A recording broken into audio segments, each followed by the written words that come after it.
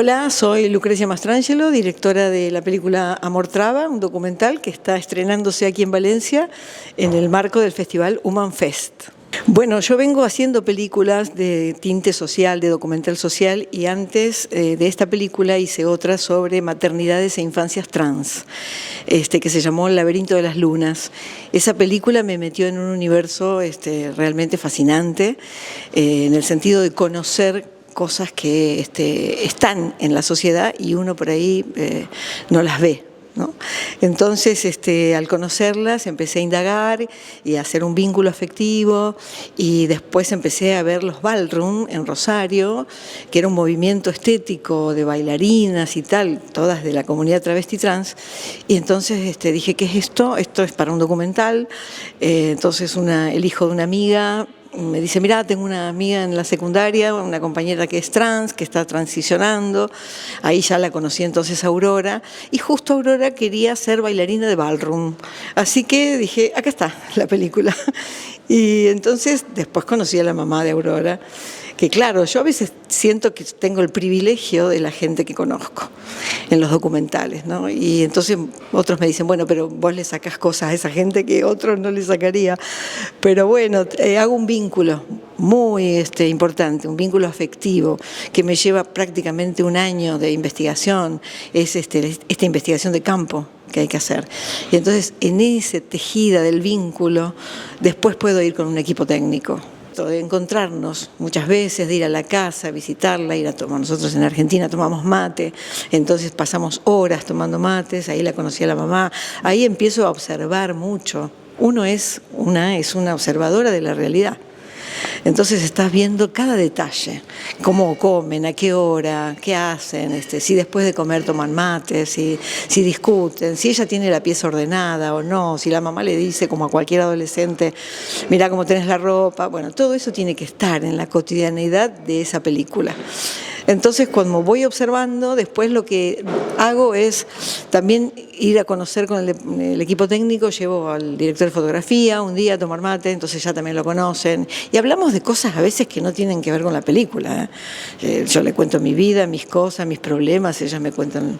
Y entonces vamos ahí, ¿no? Después voy con mi asistente de dirección otro día, entonces así conocen a todo el equipo técnico. Siempre trabajo con un equipo reducido, no somos un montón, debemos ser máximo 5. La puesta en escena también tiene que ver con eso, o sea, no pongo trípodes con luces o pie de luz, porque eso impide que la persona en su cocina cruce, abrir la heladera, venga para acá, se siente en la mesa, entonces que tengan libertad de movimiento. La puesta de luz es bastante respetuosa y sin dejar la prolijidad, ¿no? Sin que eso se vea bien.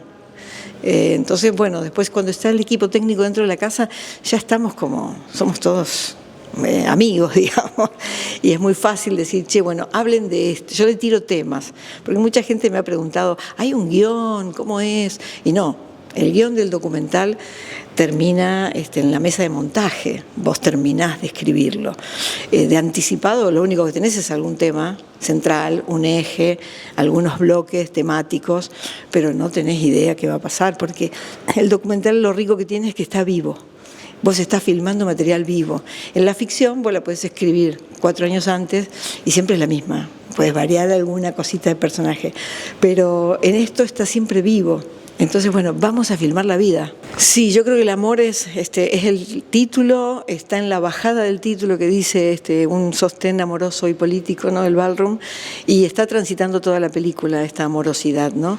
Y a mí me llama la atención que de un colectivo, una comunidad como la travesti, que fue una comunidad siempre desmerecida, expulsada, excluida, ellas tengan amor para dar.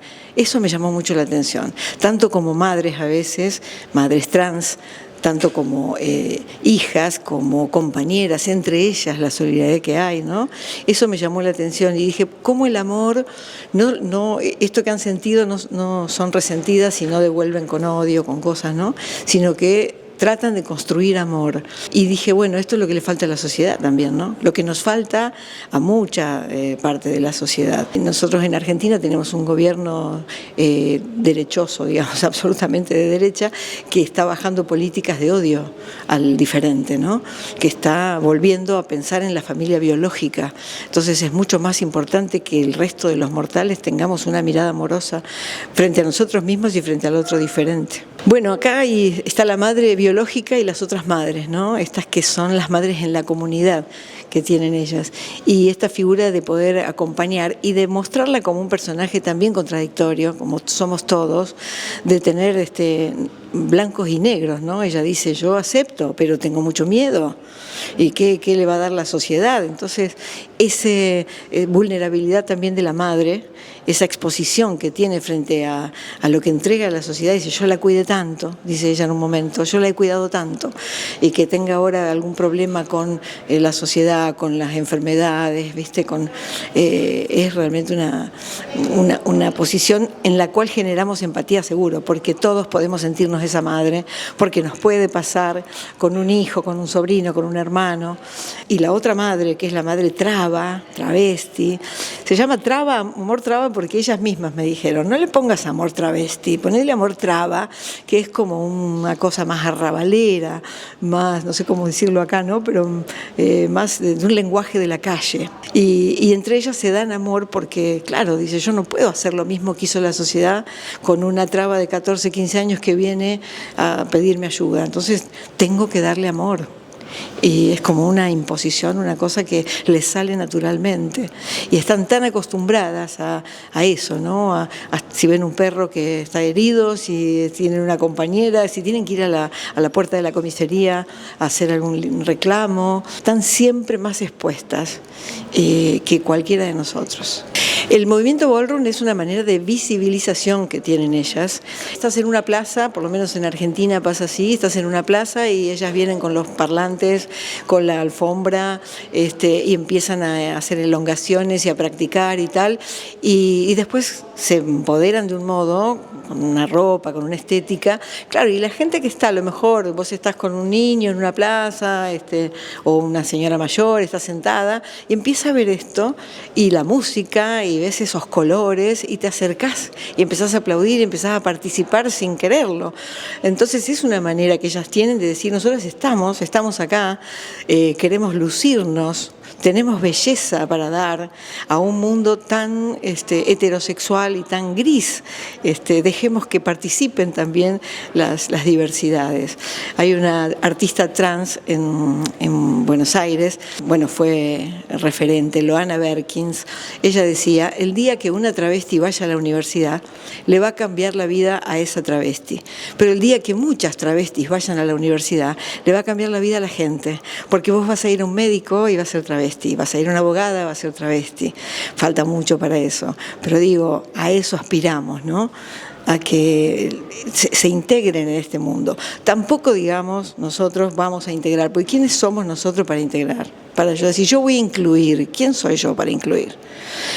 Lo que hay que hacer es tener la cabeza abierta. Y explicarle a los niños y las niñas en las escuelas. Hay mucha gente que dice, no le transmitan ideología de género a mis hijos. Y también hay una artista argentina que dice, se llama Susie Jock, y dice, ideología de género fue transmitirle a los niños que éramos todos heterosexuales. Para explicar algunas cosas muy características del ballroom tendría que haber una bailarina de ballroom. Y yo siempre peleo por eso, ¿no? Para que el cine no sea narrado por otros, sino que sean narradas sus propias experiencias. Por eso a veces hablo que el cine es un cine blanco. No es contado por los negros el cine, ¿no? Y entonces el día que un negro agarre la cámara y haga una película, entonces ahí podemos pensar en que se están identificando y están narrándose a sí mismos. El día que una bailarina de ballroom pueda contar el ballroom va a ser diferente a como lo conté yo. Pero de todas maneras trato de que sean narradas por ellas mismas. Por eso esto de las batallas son cosas muy como particulares, pero hay competencias y hay un trofeo que se gana. Entonces las competencias a veces son por la caminata, cómo hacen la caminata, otras es por la cara que tienen, otras es por el cuerpo. Tratamos de que en la película se contara un poco eso, no sé si queda muy claro, pero es complejo, porque viene de Estados Unidos el ballroom. Hay una serie que se llama Pose en Netflix que cuenta un poco esto, y hay unas casas, hay familias y hay madres de casas. Eso funciona más en Estados Unidos, y en Rosario o en Argentina lo que son, no hay casas físicas en el sentido de que viven todas juntas en una casa, pero sí se nombran como casas y hay una madre de cada casa que alberga y que les enseña los pasos y esto de la pasarela y las competencias. Pero en el cine yo creo que lo que te decía antes, me parece que tenemos que ir a un cine donde las personas se puedan identificar en la pantalla como tales.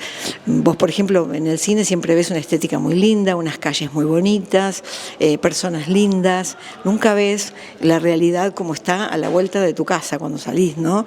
No ves gente pobre, no ves gente que le falta un diente, que es morena, que habla distinto, y es parte de nuestra cultura también. Entonces todavía nos falta muchísimo para poder mostrar esa gran cantidad de personas que no se sienten identificadas en la pantalla. Tenemos una imagen hegemónica de cómo debe ser una mujer, cómo debe ser un hombre y cómo debe ser un niño y una niña. Y con eso hay que romper.